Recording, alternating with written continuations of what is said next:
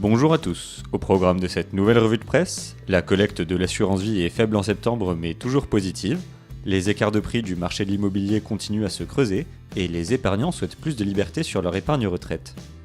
Après un très bon été, la collecte nette de l'assurance vie a reculé sur le mois de septembre, réalisant la moins bonne collecte depuis 10 mois avec 900 millions d'euros de collecte nette, comme le soulignent les Échos.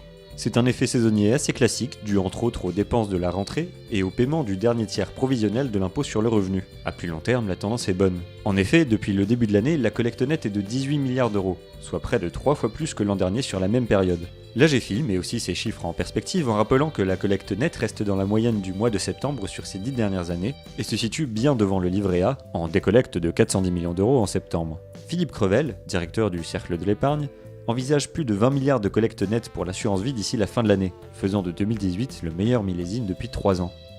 Selon le dernier baromètre de meilleursagents.com repris par les Échos, les prix de l'immobilier en France auraient baissé de 0,1% en octobre, avec une moyenne de 2514 € du mètre carré. La baisse est donc légère, et quand on regarde à plus long terme, le marché reste dans le vert avec une augmentation de 0,9% sur un an et 5,9% sur 10 ans. Il faut tout de même relativiser cette hausse qui n'est pas égale sur tout le territoire, mais reste concentrée sur la région parisienne et les grandes villes régionales, creusant les écarts déjà présents. En effet, selon les notaires, les maisons en zone rurale n'ont toujours pas retrouvé leur valeur d'avant la crise de 2008. France Bleu note aussi que la hausse n'est pas présente sur toutes les métropoles régionales. Si Bordeaux avait fait la une avec une hausse des prix de l'immobilier de 17% en 2017 notamment grâce à l'installation de la ligne grande vitesse, la préfecture de Gironde accuse maintenant un recul de 0,5% depuis le début de l'année. Cbank.com reprend une étude menée par Amundi sur ses clients sur l'effet du projet de loi relatif à la croissance et la transformation des entreprises, ou loi Pacte. Selon cette enquête, 59% des personnes interrogées souhaitent pouvoir puiser librement dans leur capital selon leurs besoins, tout en continuant à le faire fructifier.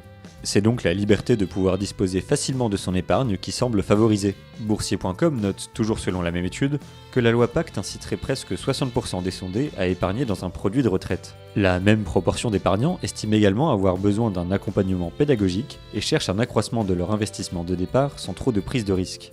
Le directeur épargne salariale et retraite d'Amundi explique que la loi Pacte va dans le sens demandé par les épargnants, avec plus d'harmonisation et de simplification des produits d'épargne retraite, ce qui devrait favoriser leur émergence en France. C'est tout pour cette nouvelle revue de presse, on se retrouve très vite pour un nouveau point sur l'actualité des finances.